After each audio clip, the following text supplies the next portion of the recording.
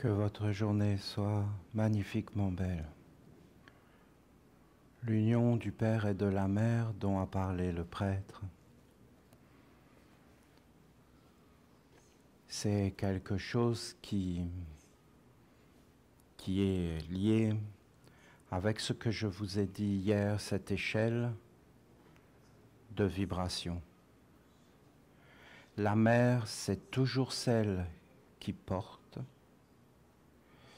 et le Père, c'est toujours celui qui élève. Voilà. Ça, c'est vraiment une clé.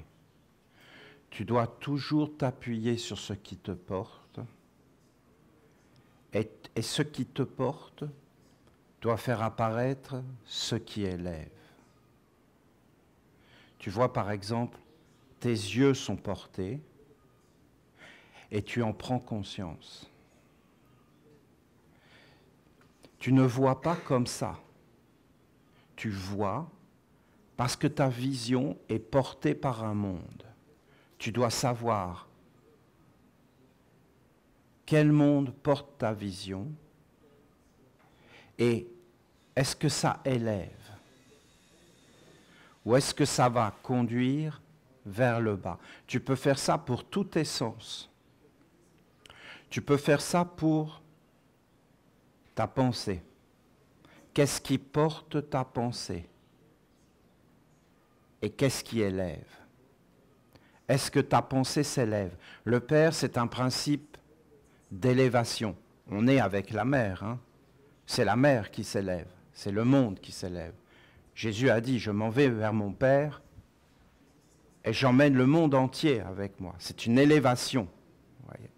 D'aller vers le Père, c'est une élévation. Et d'aller vers la mer, c'est une sérénité, c'est une maîtrise, c'est d'être posé, c'est très agréable. La mer est un être agréable, bénéfique, positive. La sagesse, ça pose. L'amour, ça élève. Si tu réfléchis sur ces deux processus et que tu les mets toujours en accord, parce qu'en réalité, ça monte. Ça monte. Tu peux commencer par ton corps et tu vas voir qu'est-ce qui porte ton corps.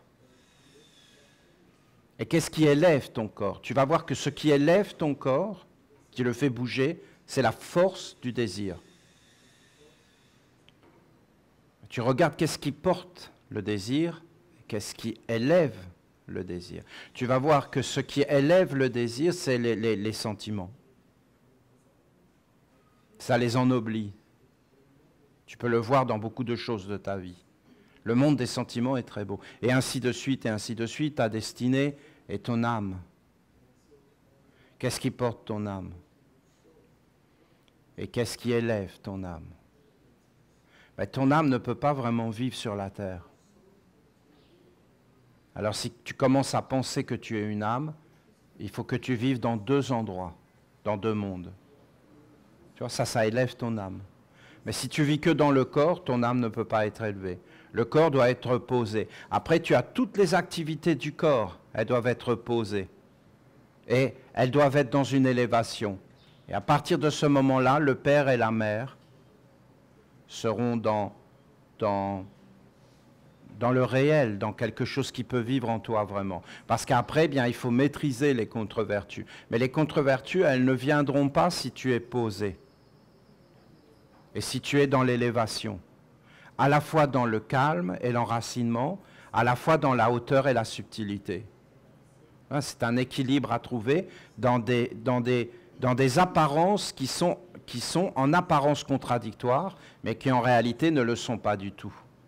Et tu vas vers le subtil, et tu peux réellement aller vers le Père et vers des mondes supérieurs, même être posé dans un grand calme et dans un grand silence, et entendre des choses que tu ne peux pas entendre, parce que ça ne peut pas vivre sur la terre.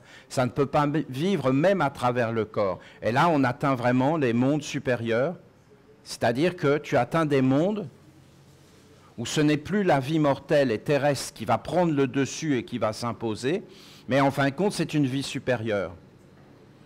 Et je sais que ça peut paraître étrange, puisqu'en fin de compte, personne ne parle de ça aujourd'hui, et qu'il y a comme quelque chose de très, très puissant. C'est pas une blague, c'est puissant, parce que, vous comprenez, c'est la culture, c'est la façon dont on est éduqué, la façon dont on va regarder, la façon dont on va penser, sans même pouvoir imaginer que nous sommes un instrument et que nous pouvons penser d'une autre façon, regarder d'une autre façon, goûter d'une autre façon et vivre dans des mondes supérieurs. Parce que le but, en fin de compte, de la vie sur Terre, ce n'est pas de vivre sur Terre. Le grain de blé, ce n'est pas de vivre comme un grain de blé, c'est de fleurir, de se transformer et de s'élever, en fin de compte, vers des mondes supérieurs pour atteindre une expansion. Il est tout seul en bas et en haut, il est plusieurs. Il s'est multiplié. Il s'est élevé et multiplié. C'est bien la parole qui est dite. Croissez et multipliez. Mais eux, ils ont compris ça comme des lapins. Ce n'étaient pas des humains. Ils parlaient à des lapins. Si tu parles à un humain, croître, c'est vers le haut. Non? Enfin, vous entendez? Je peux vous garantir que même dans les églises, il leur disait, faut croître, le Père l'a dit, les gars, faut vous multiplier. Hein. Faut y aller maintenant, mais dans le mariage. Hein. Mais il faut y aller, dans le mariage. Mais c'est pas ça. C'est pas ça qu'il a dit. Dans les textes sacrés, on ne parle pas de ça. C'est clair pour vous? C'est le Père et la Mère, et le grain de blé, et toutes ces choses. Voilà, écoutez, je vais me mettre dans le silence, moi, et je vais laisser la Mère. Ça vous va? Ça vous va? La Mère qui veut nous parler, et qui veut être avec nous. Et le je est très important, mais le nous aussi. Et la Mère parle au nous, mais elle parle aussi au je, puisque chacun de nous est important. C'est très très beau. Vous voyez ce qu'on peut faire quand on est ensemble. Mais des choses, mais écoutez, c'est beau, hein, je vous le dis, mais c'est de tous les côtés que ça arrive, hein, la beauté. Et dans des petites choses, hein, mais... Non, mais il y a des musiciens, vous avez vu maintenant, ils sont en train de se palmodier. Vous avez Wilfried, non, mais moi quand je l'écoute se palmodier, mais... Non, mais... C'est beau. Non, mais... C'est magnifiquement beau, Wilfried. Maintenant, il y a Rachel qui se palmodie. Ils ont fait des spalmodies en grec. Non, mais c'est d'une beauté incroyable. C'est d'une beauté. Alors déjà, les textes des archanges qui sont sublimes, c'est un monde supérieur, incroyable, qui vient. Et maintenant, les Esséniens qui commencent à faire de l'art avec. De l'art, de la musique. Non, mais c'est incroyable, c'est beau. C'est beau. Beaucoup de belles choses. Donc la mer, c'est ça, la mer, c'est dans le nous. La mer, c'est vraiment dans le nous. La mer, on le fait apparaître au milieu de nous. La mer, on est tellement dans la douceur, que, en fin de compte, on va tout de suite voir par nous-mêmes. C'est beau. Et en fin de compte, elle va parler à travers les arbres, à travers tous les événements, elle va nous parler, elle va nous enseigner la sagesse. Si nous nous mettons au diapason, c'est ce que j'ai essayé de vous dire hier, dans la vibration adéquate, si nous nous élevons, si nous maîtrisons, si nous nous posons. Mes chers Esséniens, Esséniennes, soyez bénis, protégés, emplis, et guidé par le juste et le vrai. Soyez heureux d'être ce que vous êtes. C'est pas si simple, hein? Non, parce que ça paraît simple, c'est les paroles d'une maman. Mais pas si simple d'être heureux, d'être ce que l'on est. Et c'est pas si simple d'être protégé, empli et guidé par le juste et le vrai. C'est pas si simple, hein. C'est un souhait. C'est-à-dire, elle nous dit, soyez comme ça, mais nous, si on le reçoit, c'est tout un travail. Ou alors, on ne l'écoute pas. Si on l'écoute. Soyez heureux d'être ce que vous êtes. Cultivez la gratitude. Apprenez à dire merci. Et éveillez l'ange de la reconnaissance envers les mondes subtils et invisibles. Apprenez à vivre avec ce qui est subtil, avec l'invisible et le sens du sacré, le sens de la présence des mondes et des intelligences autour de vous.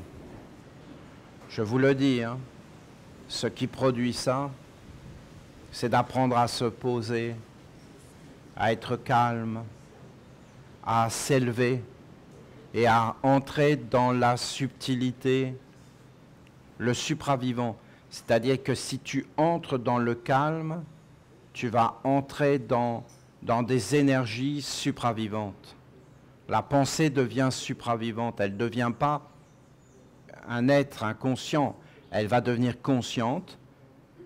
Tu es conscient que tu as des pensées, puis d'un seul coup, elle va devenir supravivante. Elle ne va pas devenir vivante, elle va devenir... et là, tu es dans les mondes subtils. Les mondes subtils, si je les définis, ils sont supravivants, ils sont magiques. Mais magique et supravivant, ça veut dire la même chose. C'est-à-dire qu'ils sont créateurs, vivants, agissants, grands, larges.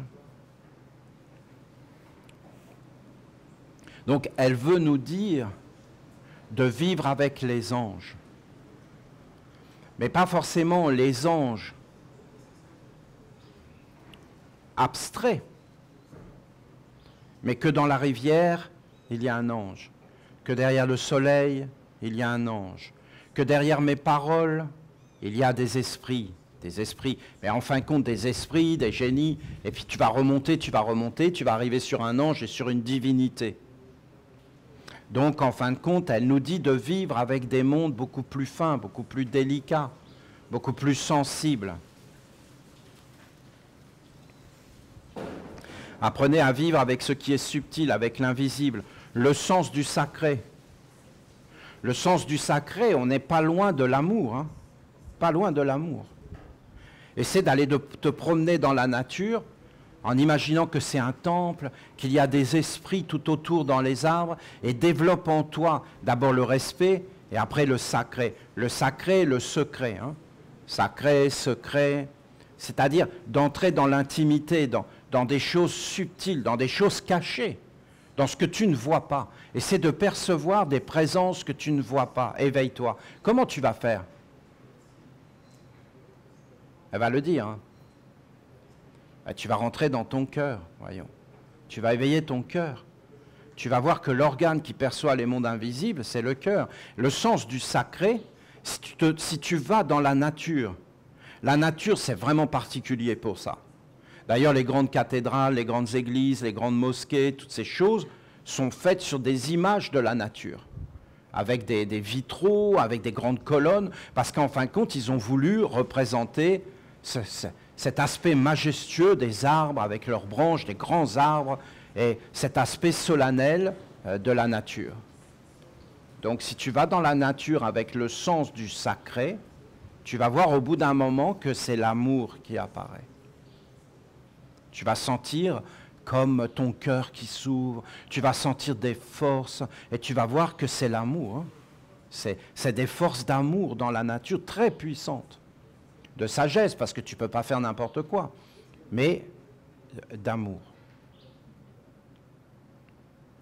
Le sens de la présence des mondes et des intelligences autour de toi. Ça, c'est vraiment les fondements hein, de s'asseoir, de marcher, de se centrer et de percevoir qu'en réalité, tout, absolument tout, est dans l'intelligence et dans la sagesse. C'est une certitude. Hein. Il ne faut pas que ça soit comme un endoctrinement ou quelque chose que tu te forces à penser. Il faut que ça soit au-delà de la pensée, au-delà de la croyance. Il faut que ça soit quelque chose que tu perçois en vérité, partout. La sagesse, c'est partout. C'est une certitude absolue. C'est tout à l'intérieur de toi, c'est une sagesse immaculée, indescriptible. Tes os, tout à l'intérieur de toi représente une intelligence supérieure. Tu peux faire apparaître une intelligence supérieure si tu t'éveilles dans tes yeux, dans ton cœur, et que tu regardes les choses, comme elle l'a dit, emplies et guidées par le juste et le vrai. Et en étant vraiment toi-même, c'est-à-dire en regardant profondément qui tu es, dans le juste et le vrai, et pas dans des croyances et des illusions qui te détournent, qui te font passer en courant dans le monde sans rien regarder, qui t'empêchent de voir que dans les petites choses, il y a la grandeur. Et que des fois, tu cherches la grandeur là où elle n'est pas, et qu'en réalité, elle est tout près, là où tu ne la vois pas. Donc, en fin de compte, il faut comme entrer dans un autre monde. Et tout ce qu'elle dit, c'est de travailler sur nous. Parce que, vous voyez, quand elle nous dit « Je vous bénis, soyez protégés », mais c'est une évidence. Dans la vie, il faut être dans la protection. Et dans la vie, tu ne peux pas faire n'importe quoi, ni t'associer avec n'importe quoi, ni ouvrir toutes grandes tes portes. Et tu dois tout vérifier, être dans la protection. Tu ne fais pas rentrer n'importe quoi. Je vous dis, dans des glaces à la vanille, des anus de castor. Vous l'auriez pensé, ça? Dans des glaces à la vanille. Mais personne ne peut penser une chose pareille. C'est que vraiment, c'est un monde tordu, mais incroyable. Est-ce que tu le veux? Non. Est-ce qu'on te prend en compte? Non. On cache les choses. Est-ce qu'on te le dit? Non. On te met naturel flavor. Ben bien sûr, ben c'est naturel, c'est un anus de castor. On peut même mettre bio. Hein. Tu vois bien qu'il faut que tu prennes du temps pour tout ce que tu fais rentrer dans ta vie, le faire vérifier. Quand c'était ta maman qui cuisinait, ben, il n'y avait rien à vérifier. Mais quand c'est plus ta maman, que c'est plus des êtres, eh bien il faut tout vérifier. Parce que ce n'est pas forcément ce que tu imagines. Donc tu ne dois pas faire rentrer en toi. C'est ça qu'elle dit. Soyez protégés. Et guidés par le juste et le vrai, c'est une attitude intérieure. Il faut le vouloir vraiment. Hein, c'est profond. Hein. Bon, je ne vais pas tout analyser, je suis qu'aux premières phrases. Ce que je veux vous dire, c'est que ne passez pas à côté de « je vous bénis, soyez protégés », puisque quand c'est une divinité qui parle, je peux vous dire que tout ce qu'elle dit est dans la grandeur, dans la précision, dans la perfection. Alors je reconnais que j'ai traduit, donc c'est un peu déformé, mais écoutez, c'est déformé, mais il faut que vous alliez chercher derrière aussi. Hein. Ça fait partie du travail. Hein. Il faut juste le savoir, que dès que l'homme commence à intervenir dans quelque chose, ce n'est pas forcément clair parfaitement. Mais Dieu la Mère, elle est au-delà des hommes, et je peux vous garantir qu'elle est claire, Dieu la Mère. Il faut aller à la source, en fin de compte. Si tu veux vraiment de l'eau pure, il faut que tu ailles à la source. Il faut que tu ailles chercher d'où ça vient. Et ça vient d'autres mondes, vous comprenez? De mondes plus subtils. Mais ils sont quand même avec les mondes. Parce que la mère nous dit, éveillez la subtilité, mais pas dans des rêves. Les anges, tu dois les trouver dans ce qui est derrière le décor de la rivière, de l'arbre, du soleil. Et à un moment donné, tu vas me rencontrer. Parce que ce sont mes anges. Les anges de la terre, les esprits, si vous voulez, les génies, c'est beau aussi. Hein. Vous savez, on n'est même pas obligé de monter jusqu'à l'ange. Hein. Si vous regardez déjà l'esprit, un esprit, vous méditez là-dessus. Toi, tu as un esprit, tu as un corps, mais tu as un esprit, tu es une âme. Tu médites là-dessus, tu es une mémoire. Tu médites. Et tu comprends que la rivière aussi, il y a un esprit, il y a un corps, il y a une mémoire. Là, on est en train d'agir sur la rivière. On crée des liens et des relations. On est en train d'écrire une histoire entre nous. On met au monde une mémoire. On veut inviter la mer, on construit des temples. Et c'est très précis, c'est très concret. Et derrière, vous avez tout un monde derrière, de grande beauté, hein, je peux vous le dire. Hein, de vous. Hein. C'est une grande, grande beauté. Si vous entrez dans cette grande beauté que vous êtes, hein, c'est certain. Il n'y a aucun doute là-dessus. Regardez-vous en train de construire un temple. Non, mais c'est... Je me mets en dehors, je vous regarde faire. Ah non, ah, c'est beau. C'est un soleil sur la terre, vraiment. C'est pas de dire les choses. Il y a des fois où on n'est pas très clair, mais là, sur ce coup-là, je peux vous dire qu'on est clair. Appelez les présences invisibles et magiques, qui sont en harmonie avec les anges, et qui apprécient les valeurs de votre cœur aimant, de votre sincérité, de votre pureté, de votre prière. Dans le moment de la prière et de l'offrande du cœur, à ce qui est beau, vrai et immortel, soyez dans la communion, le partage, l'union avec la présence magique, subtile, des mondes invisibles sacrés, le supra-vivant, d'entrer dans le supra-vivant, dans la vie abondante, dans la vie jaillissante, dans une vie libérée des contraintes et qui va vers l'universel. Et en fin de compte, d'entrer dans le supra-vivant. Ce que j'ai traduit par... Je traduis souvent supra-vivant par magique, par exemple. L'union, le partage avec ma présence magique. Mais je peux dire supra-vivant, ma présence supra-vivante. J'essaie de trouver des mots.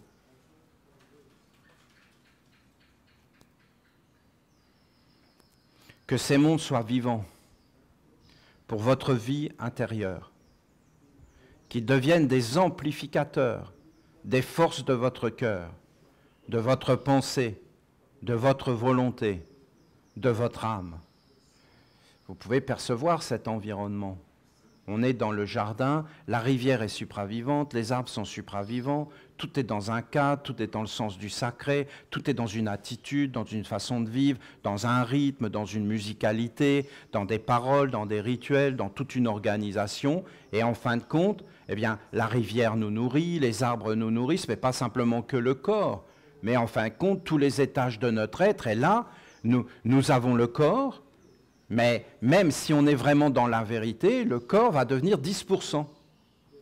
De 90% de monde subtil et invisible. Parce que nous sommes beaucoup plus invisibles que visibles. Hein. Le corps ne représente qu'une petite partie de notre aspect visible. Je ne sais plus après les pourcentages, mais c'est valable pour tout. Hein. Il y a beaucoup plus d'eau dans notre corps que de terre. Et nous sommes des êtres invisibles. Et à toujours regarder que le côté visible, eh bien, au bout d'un moment, on se fait attraper par des mondes. C'est ça qu'elle dit. Et elle dit que si on vit avec elle, alors il va falloir vivre. Mais écoutez, pour moi c'est tellement clair, parce que quand vous avez construit le temple de Dieu la Mère, vous avez prononcé des paroles, notamment les paroles du sablier, mais ces paroles sont déconcertantes. Hein. C'est lisez-les, spalmodiez-les, chantez-les, faites des mouvements jusqu'à ce que vous vous éveillez sur ce qui est dit dans ce texte. Parce que moi, quand j'entends tout ce qu'on nous a dit quand on était enfant, on nous a dit le contraire de ce qui est dit là. C'est ça qui est incroyable. On ne nous a pas dit de nous mettre en retrait. On ne nous a pas dit de cultiver une vie beaucoup plus grande. On nous a dit d'en profiter un maximum et de rien rater. Et d'ailleurs, vous regardez bien, on nous a fait naître en nous la peur qu'on allait passer à côté de quelque chose. Et il y a toujours une espèce d'inquiétude. Et dès que tu vas vers ces mondes trop physiques, eh bien, en fin de compte, tu souffres tout le temps. Et quand tu commences à être posé, à poser ton corps, même à le laisser tomber un peu, comme un vêtement, comme... Tu vois, tu laisses tomber, glisser un vêtement de toi. Mais tu n'es pas le vêtement. Tu es à l'intérieur. Mais il y a plein d'êtres qui pensent qu'ils sont le vêtement. Il y a tout un art là-dessus, la haute couture, tout ça, ça coûte très cher. Et en fin de compte, c'est parce qu'ils sont le vêtement qu'ils portent. Mais si tu l'enlèves, c'est pas négatif hein, de penser comme ça. Ils ont raison de le faire, je n'ai pas de problème avec ça. Mais ce que je veux vous dire, c'est que c'est vrai, mais c'est faux aussi, parce qu'à un moment donné, le vêtement, il faut que tu l'enlèves, sinon tu as des problèmes quand même, non? Si tu aimes tellement ta robe que tu dors avec, non, et que ça va plus. Donc à un moment donné, il faut l'enlever. Et en fin de compte, et entrer dans des mondes de plus en plus. Et même le corps, tu peux l'enlever. Hein. Tu peux l'enlever, le corps, et faire apparaître Et au bout d'un moment, bien, c'est ça qu'elle a voulu dire. Elle veut que nous allions vers des mondes subtils et une vie intérieure. Je pense que ça en résoudrait bien des problèmes de la vie sur Terre des humains, de lâcher prise, que les humains apprennent au dernier moment de leur vie. Ils sont bien obligés de lâcher prise. Ils sont bien obligés. Tu vas bien être obligé de lâcher prise. C'est triste de le faire à la fin, alors que c'est une des choses essentielles de la vie. Mais facile à en parler, hein. C'est facile, là, de dire ça. Mais quand tu commences vraiment à rentrer dedans, là, tu comprends que tu as besoin d'aide et que tu as besoin de tout un cadre, de tout un environnement, d'un décor, de quelque chose qui t'aide. L'homme, il n'est pas fait pour vivre seul. L'homme, il est fait pour vivre avec le cosmos, pas seul. Il est fait pour vivre avec des bonnes relations avec les animaux et toutes ces choses. Il faut quand même qu'on en parle à un moment donné, non? On est dans un cadre exceptionnel, vous ne trouvez pas? On est entouré de montagnes, d'arbres, d'un monde supravivant. Quelles conditions nous avons pour parler de toutes ces choses? On devrait inviter toute l'humanité à entendre ce que l'on dit ensemble, dans le cœur, gentiment. Parce qu'on veut convaincre personne, vous comprenez l'idée? Non, il y a tout là, dans le texte de la mère. C'est Dieu qui parle. Qu'est-ce que vous voulez que je vous dise? C'est la perfection des perfections.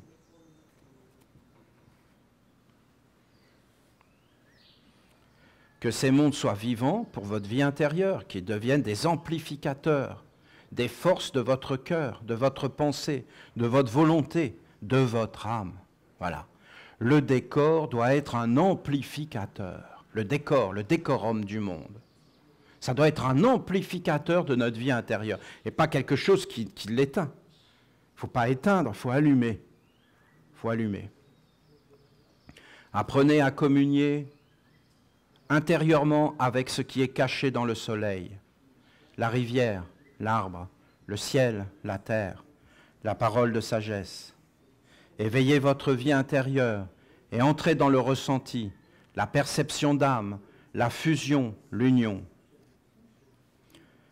Soyez à la fois actifs et réceptifs et ouvrez un chemin afin que les mondes invisibles soient pris en compte et soient invités à prendre part à votre vie, à vos décisions, à votre quotidien. Souvent, je vous entends vous poser cette question. Comment vous approcher de moi, sentir ma présence, être certain que je suis là, que je vous entends et que je vous vois.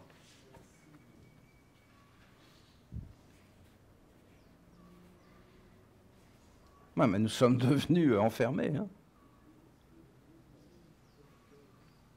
Et toi, dis-moi que tu m'aimes. On veut des preuves. On veut des certitudes. Mais on ne le sait jamais. On ne peut jamais le savoir. Parce que tant qu'on se tient dans le doute, on sera toujours dans le doute. Ce qu'il faut, c'est bouger. Parce que tu peux donner toutes les preuves. Mais si tu es dans le doute, toutes les preuves ne serviront à rien du tout. Ça va juste nourrir le doute. Vous n'êtes pas aperçu de ça? Et tu peux donner toutes les preuves à quelqu'un qui doute, ça lui fait du bien.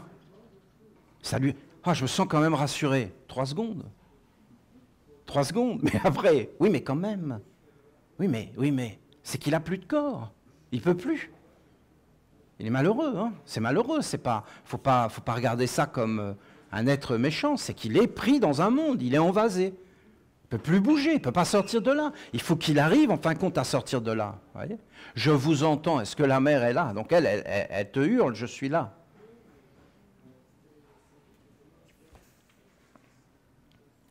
Sachez que ce qui me plaît en vous, ce n'est pas forcément ce que vous êtes devenu, mais ce que vous êtes dans votre origine.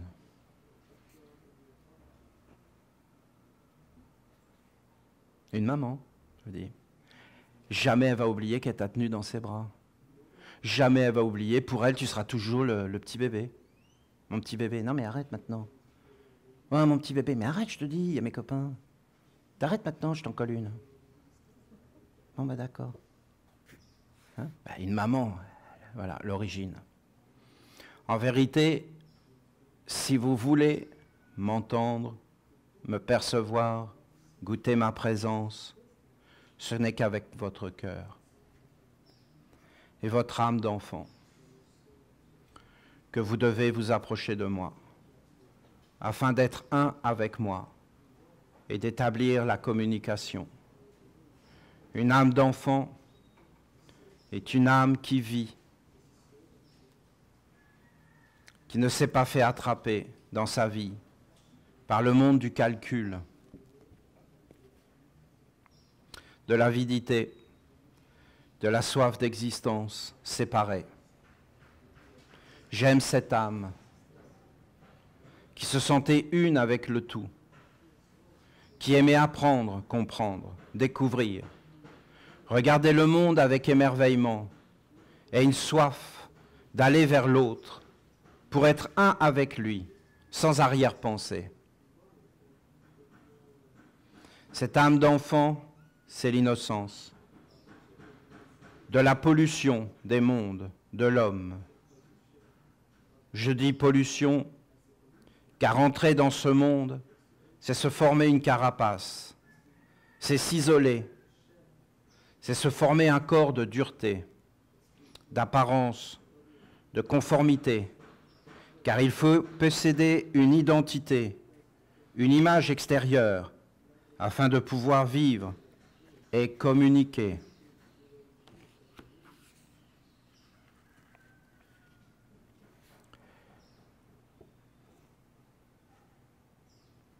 Ne me faites pas des reproches après d'avoir lu des textes comme ça, comme quand j'ai dit pas de mécontentement, non, parce que je suis désolé. Vous comprenez, je suis le premier à être désolé qu'on dise pas de mécontentement. Mais qu'est-ce que vous voulez que je vous dise? Que je dise à ces mondes-là qu'ils ont tort? Parce que je ne suis pas capable d'entendre des paroles comme ça.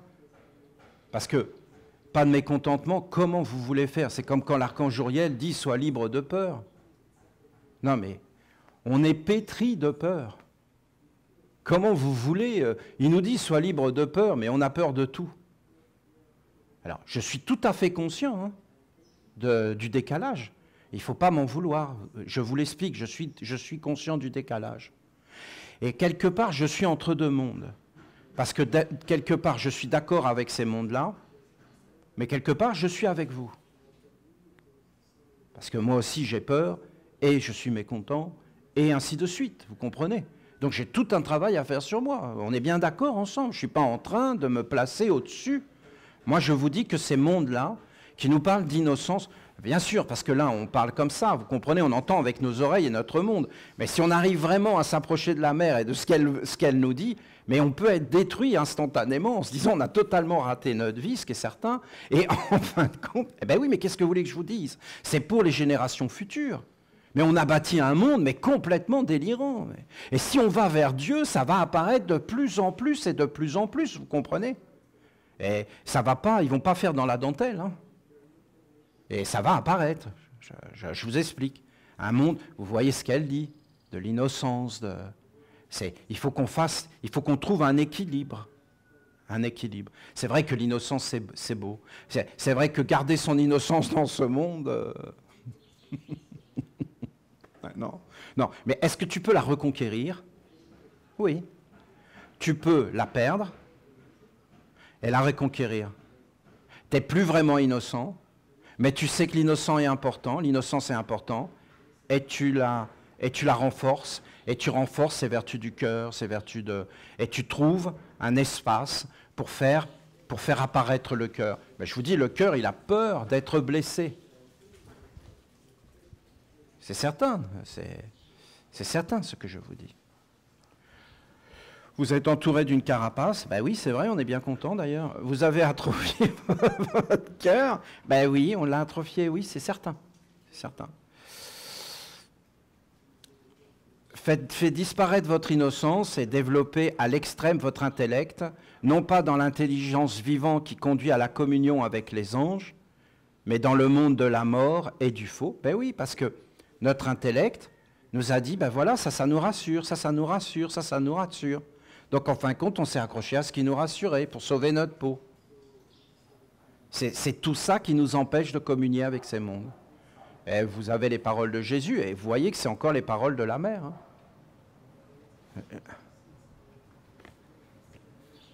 Celui qui a le cœur pur verra Dieu. Laissez venir à moi les petits-enfants, ils sont semblables au royaume des cieux.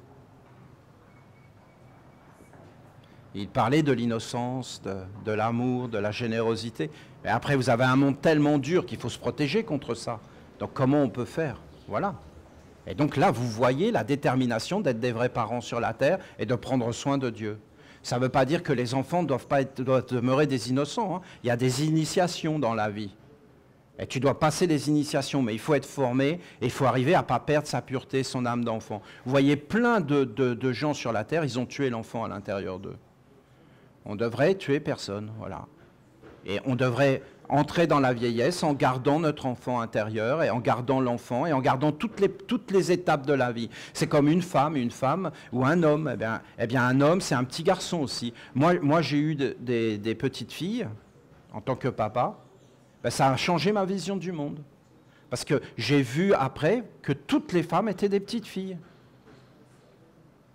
Ce n'est pas mes petites filles à moi, c'est... Toutes sont des petites filles. Et il y a toujours un papa, une maman, et vous avez toujours une petite fille. Mais ça ne va pas l'empêcher d'être une femme, de devenir une maman, de devenir une grand-mère, d'être une amante, d'être tout ce que vous voulez. C'est complexe. Il y a plusieurs demeures dans la maison de mon père. Ce n'est pas forcément dans le paradis qu'il y a plusieurs demeures. Un garçon, une fille, eh bien c'est une petite fille, mais c'est aussi une maman, c'est aussi tout ça. À un moment donné, c'est que tu vas rire, et puis à un autre moment, tu vas être sérieux. Et donc il y a plusieurs demeures. Et Jésus, il a préparé une demeure du sacré, du divin et de l'union du Père et de la Mère, une demeure de prière, une demeure de l'amour. Bien sûr qu'il a préparé une demeure qui était vraiment belle. Et tous les êtres font ça. Staline, il a préparé une demeure. Mais il n'a qu'à la garder, sa demeure. On n'en veut pas. Il y a des endroits où il ne faut pas aller. Il y a des gens qui construisent, on n'en veut pas. Il suffit juste de leur dire, c'est pas méchant. Vous savez, quand tu es clair, les gens ils t'entendent et puis il n'y a pas de problème. Hein. C'est quand tu n'es pas clair qu'il y a des problèmes.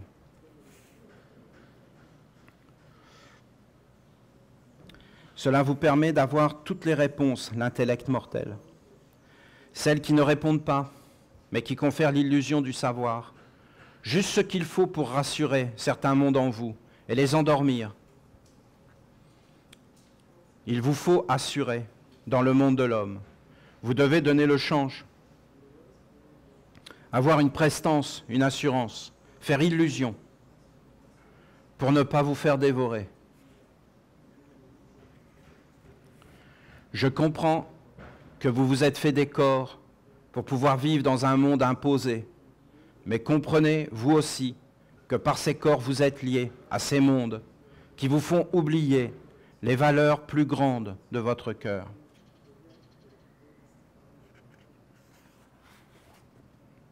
De votre âme, de votre immortalité.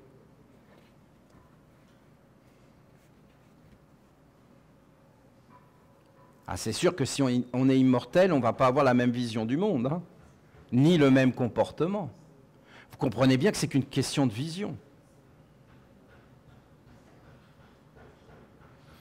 Le cœur ne peut pas respirer dans un tel monde, alors il s'atrophie et entre dans la non-existence.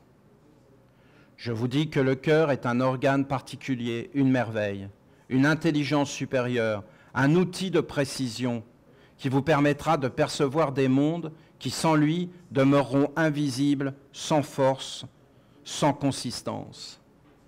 Rappelez-vous que le ressenti du cœur est fondamental, car s'il est bien ajusté, il fera apparaître les mondes invisibles, sacrés, qui vous entourent et aspirent à partager la vie,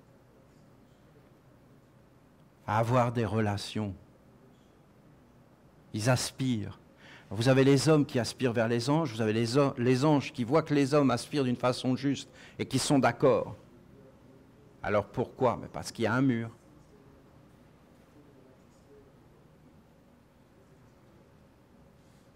Rappelez-vous que le ressenti du cœur est fondamental, car s'il est bien ajusté, il fera apparaître les mondes invisibles sacrés qui vous entourent et aspirent à partager la vie.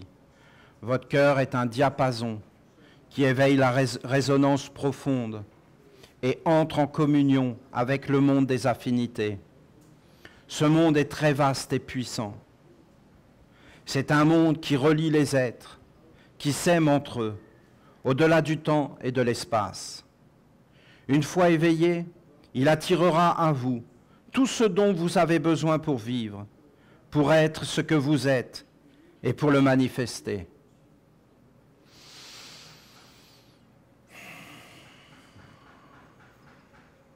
Ça rigole pas, hein? C'est-à-dire, c'est quoi le bonheur? C'est quoi la dignité? C'est quoi la perfection? C'est de vivre en conformité avec son cœur. Celui qui ne vit pas en conformité avec son cœur ne vit pas. Et en fin de compte, il n'aime pas ce qu'il fait, il n'aime pas ce qu'il est. Il est attrapé et conduit en esclavage, détourné de son être véritable. Alors là, des paroles comme ça, je peux vous dire que si on écoute vraiment ce qui est dit, et qu'on dit que c'est Dieu la Mère qui parle et qui nous enseigne, je peux vous dire que c'est les mêmes paroles, les mêmes prononcées par Dieu à Moïse. Je suis ton Dieu, je suis toi. C'est ça qu'il lui dit, je suis toi, ton Dieu, toi. Je suis ton être véritable, éternel, immortel, je suis toi, Dieu. Voilà ce qu'il dit sur le Sinaï, si vous écoutez ce qui est dit dans les 10 commandements. Je suis toi, ton Dieu, qui te délivre de l'esclavage et de la maison de servitude. Je suis ton être intérieur, ta conformité. Et tu as été en esclavage. Or, moi, je suis contre l'esclavage. Et l'esclavage, c'est de ne pas avoir une vie conforme à ce que tu veux avoir parce que c'est la tienne. Donc, on t'a détourné de ton but pour t'asservir à des buts qui ne sont pas les tiens. Hein? Qu'on te paye ou pas, c'est facultatif. Si on te paye, c'est pire, c'est la prostitution. Donc, en fin de compte, non, mais au niveau de la loi, hein, mais moi, je ne suis pas contre la prostitution.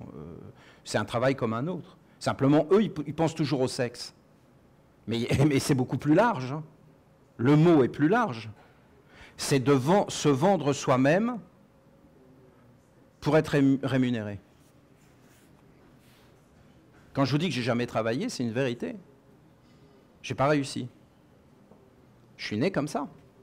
C'est pas pour parler de moi, ça n'a aucun intérêt. Je vous explique qu'il y a plein d'êtres qui vivent les choses différemment dans le monde. Plein. C'est chacun a ça. Et moi, je ne vais pas faire fanfaronner devant vous, devant cette parole, parce que je me la suis pris dans la tête quand j'étais jeune. Je me la suis pris, moi, cette parole dans la tête. La mère, elle la resserre, là. Et moi, c'était Dionysos, c'était un dieu qui m'a parlé. Parce que j'étais un prêtre de Dionysos, dans d'autres vies, il est revenu. Et je peux vous dire que quand il est revenu, je me suis effondré, je pleurais. J'étais sur le sol, je pleurais. Voilà ce qui m'est arrivé. Et pourquoi? Mais parce que je l'ai vu apparaître devant moi, un dieu, vous comprenez? Il dansait. C'est le Dieu de la joie, de la célébration. Et il me disait, viens, mais je ne pouvais pas, j'étais attaché. Vous comprenez ce que j'essaie de vous dire? Je ne suis pas un étranger. Hein. Je ne suis pas un étranger, moi. Ça me touche. Et qu'après on me dise que ce n'est pas facile, je suis d'accord. Et alors? Il faut que vous compreniez qu'il n'y a pas d'autre chemin. Et vous ne vous poserez plus de questions. Il n'y en a pas. L'autre, c'est l'asservissement, c'est de tout éteindre. Je comprends que des hommes suivent ce chemin de tout éteindre parce qu'en fin de compte, ils n'ont pas le courage ou la détermination, ou la force, ou les moyens, ou le chemin de suivre et de vivre avec leur cœur. Et que ce n'est pas quelque chose de facile. Et si en plus, si ça nous renvoie à notre origine divine, où on était avec le Père et la Mère, avec toutes ces mémoires, mais écoutez, c'est grandiose. Une fois éveillé, il attirera à vous tout ce dont vous avez besoin pour vivre, pour être ce que vous êtes et le manifester. Tu n'as besoin de rien, tu as tout. Et tout viendra à toi, et tu auras tout. Oui, mais tu es sûr que je vais manquer de rien? T'es sûr? Et mon compte bancaire? Et comment je vais faire pour payer mes impôts? Vous voyez ces deux mondes. Est-ce que nos villages esséniens sont importants? Oui. Ce sont des mondes qui doivent être aimantés par votre cœur profond afin d'activer l'attraction de ce qui vous est semblable et nécessaire dans la vérité. Lorsque les mondes qui vivent autour de vous sont activés par la puissante magie de votre cœur, alors cela rayonne une aura particulière, un champ de vie, de sagesse et d'authenticité. Et c'est avec lui que je peux converser et interagir. C'est par ce champ de vie, cette aura, que s'établit la communication avec tous les mondes invisibles et subtils. Vos organes de perception actuels, votre intelligence, votre sensibilité, votre volonté, votre corps, sont nés de ce champ de vie et de la façon dont vous l'avez activé et aimanté dans le passé. Donc on se crée des organes avec les vibrations, la vision, les sens, les actes, tout ce qu'on fait dans la vie, ça attire vers nous des mondes qui, en fin de compte, entrent dans nos atmosphères respiratoires et créent nos organes, nos façons de voir, nos concepts. Et soit ces concepts éteignent la lumière et nous empêchent de communiquer avec le monde subtil, soit ça les éveille. Et à partir de ce moment-là, eh bien, vous avez le côté caché qui commence à se révéler et à se manifester. Lorsque les mondes qui vivent autour de vous sont activés par la puissante magie de votre cœur, alors cela rayonne une aura particulière, un champ de vie, de sagesse. Vos organes de perception actuels, votre intelligence, votre sensibilité, votre volonté, votre corps sont nés de ce champ de vie et de la façon dont vous l'avez activé et aimanté dans le passé.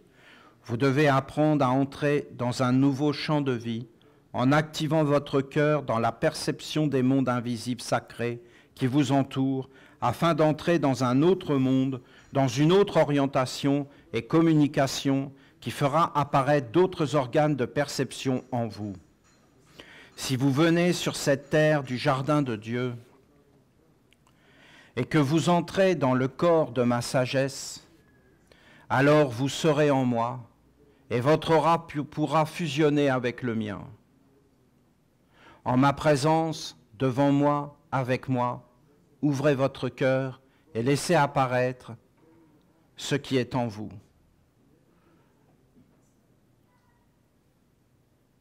Je ne vous cache pas que cela pourra être difficile, car il y a de grandes blessures, des mondes accumulés, enfermés, qui aspirent à être soignés, à être libérés. Vous pouvez être dans la grande souffrance et vivre des déchirures.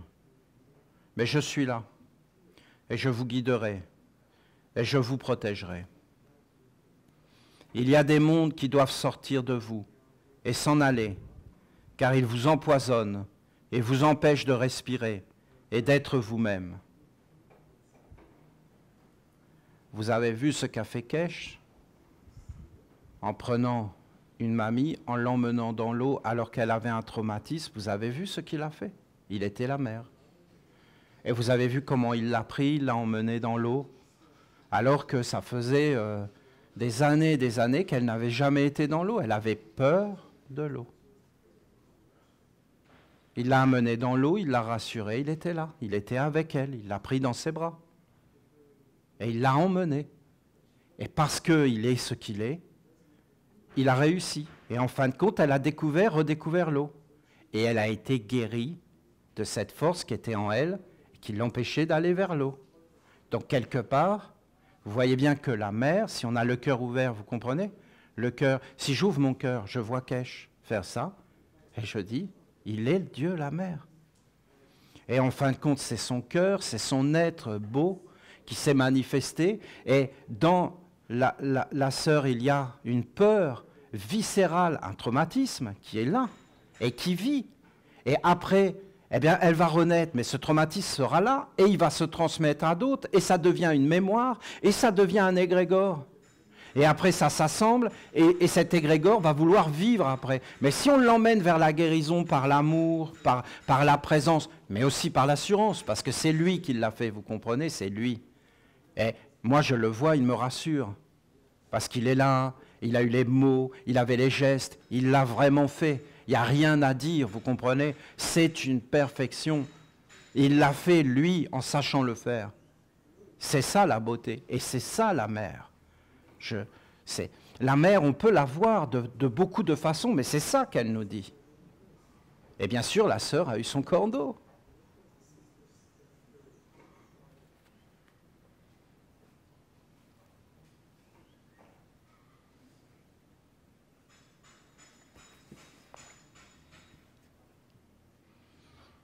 Bah, arrête de déconner, tu vas dans l'eau puis tu la fermes. Ça va rien te faire. Bah, t'es lourde. T'es lourde. Bon, t'y vas ou je te claque.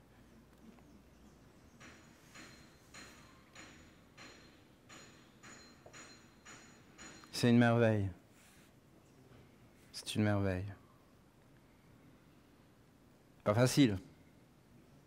Et de côté, hein.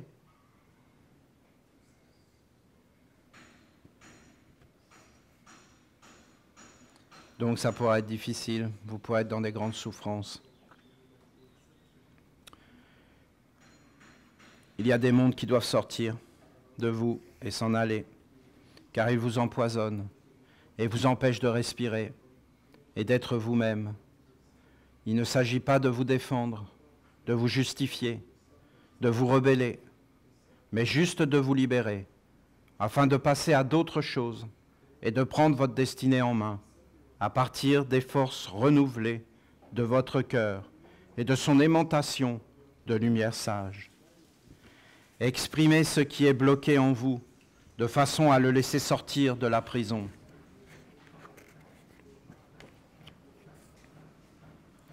Le cœur est bon, généreux, courageux, fort, pour aimer et bâtir au service de la sagesse. Exprimer, ça veut dire que vous pouvez aller dans le temple et commencer à parler avec votre mère en lui disant, voilà maman, j'ai ça, j'ai telle peur, j'ai ça qui ne va pas dans ma vie. Et vous pouvez faire ça, mais il ne faut pas trop vous concentrer non plus sur ce qui ne va pas, vous comprenez? Mais ça ne veut pas dire que vous ne pouvez pas le faire apparaître et l'offrir, mais c'est comme la statue du recyclage. C'est-à-dire que vous devez amener ça dans le fait que c'est recyclé, que vous allez vous en libérer.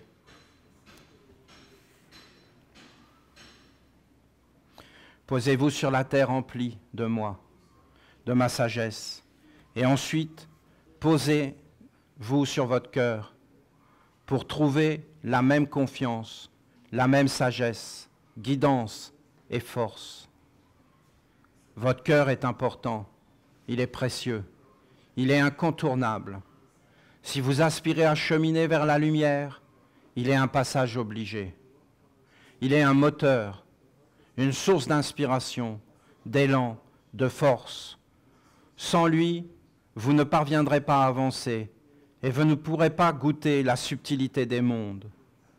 Le monde des hommes, son éducation vous a conduit à mettre votre cœur de côté ou au mieux à le protéger extrêmement, de façon à éviter la souffrance, de la remise en question, de la vie non conforme. J'espère que vous vous en apercevrez par vous-même et que d'éteindre le cœur et la conscience de la subtilité pour échapper aux conséquences d'une vie non conforme ne vous a pas empêché d'être touché par la souffrance. Effectivement, le cœur ne supporte pas l'injustice, mais ce n'est pas en l'étouffant que vous échapperez au tourment. Bien au contraire, je dis que vous souffrez même plus, et j'espère que vous vous en apercevrez. Le seul chemin pour sortir de la souffrance est d'éveiller votre cœur, de le rendre fort, de le baigner dans la communication subtile avec les mondes de la lumière angélique et de suivre ses commandements afin d'être vrai, authentique. Le cœur ne supporte pas ce qui est faux. Il n'aime pas ce qui est en disharmonie et que vous soyez décalés entre votre tête, votre volonté et dans votre cœur. Il aime la clarté, la pureté et l'alignement, l'unité, ce qui est vrai, juste, bon, dans l'agir, dans les actes et dans l'ensemencement. Ma pensée, mon cœur, ma volonté, mon être, ma destinée, tout dans une seule ligne. Le cœur aime l'harmonie des mondes et l'apparition de la sagesse à l'image du soleil levant. Le cœur aime les mondes invisibles grands et nobles qui habitent derrière le décor des mondes comme une intelligence supérieure. Que les mondes négatifs apparaissent ne le dérange pas, mais il veut que cela soit dans une harmonie, une écriture sage, un ordre, un plan. Il veut que le ciel, au-dessus de vos têtes, soit empli d'intelligence et soit aligné avec vos têtes, vos sens, vos perceptions, vos compréhensions, afin que ce qui entre en lui, en provenance des hauteurs, et qui le touche, soit vrai, juste, intelligent, clair, noble, angélique. Le cœur veut accueillir le messager de Dieu et en prendre soin, se dévouer, communier avec lui. Ainsi, il est dans le bonheur de donner des ordres clairs à la volonté afin qu'elle agisse d'une façon juste dans l'acte terrestre qui féconde les mondes. Si l'acte est beau, si l'œuvre est noble, le cœur goûte le bonheur et la félicité. Il la transmet à l'aura de lumière et tous les mondes subtils sont dans le partage du bonheur et de la richesse. Si l'alignement n'est pas bon, alors quelque chose ne sera pas droit, ne sera pas dans l'équilibre, et le cœur ne connaîtra pas la plénitude. Il sera dans l'intuition intérieure que quelque chose ne va pas, et cela fera apparaître le trouble, qui ouvrira la porte à la présence des contre-vertus et à leur intelligence alarmante. Les contre-vertus parasiteront le cœur, empêcheront l'alignement et ne permettront pas à ce que l'acte aboutisse pour faire triompher la lumière et engendrer la richesse de la sagesse. Rappelez à votre âme d'enfant, rappelez à vous votre âme d'enfant qui aime s'émerveiller. Découvrir, être impersonnel, sans calcul, sans attente particulière, prenant les choses comme elles viennent et les acceptant pour ce qu'elles sont, ne cherchant pas à avoir un retour, mais voulant tout simplement aller vers les autres pour recevoir l'approbation, pour être accueilli et rencontrer l'amour. Un enfant se construit et veut vivre par l'amour qui lui est donné, le regard aimant de ses parents. Soyez assurés que je vous regarde avec amour et que c'est avec amour que je vous accueillerai à chaque fois que vous prendrez du temps pour venir vers moi au cœur des mystères qui sont les miens et les vôtres et qui constituent mon corps. Si vous décidez de venir vers moi, c'est uniquement avec votre cœur que vous devez vous approcher et me parler. Je vous comblerai d'affection et je vous offrirai mon regard de maman. Je vous regarderai grandir, vous développer et vous trouverez beau, noble et dans l'intelligence de cheminer vers les anges et le Père de toute grandeur. Alors par votre cœur, vous m'élèverez avec vous, vous prendrez soin de moi et vous libérerez tous les êtres par la sagesse et le bonheur du Père, de la Mère et de l'Enfant de la lumière. Mes chers Esséniens et Esséniennes, vous qui entendez ma parole, je vous prends dans mes bras et je vous apporte le réconfort de ma présence permanente. L'alliance est scellée. Et à chaque fois que vous vous trouverez, que vous vous tournerez vers moi et que vous m'appellerez, je viendrai et je me tiendrai avec vous.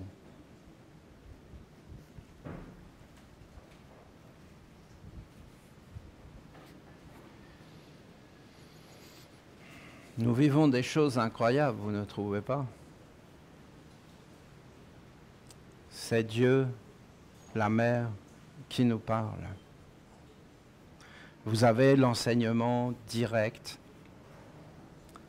un peu traduit par votre serviteur, mais vous le savez. Donc ça peut vous éclairer. Parce qu'il y a quand même mes mots là-dedans, comprenez? Mais en réalité, si vous écoutez derrière, vous pouvez entendre les paroles pures, directes de Dieu la Mère.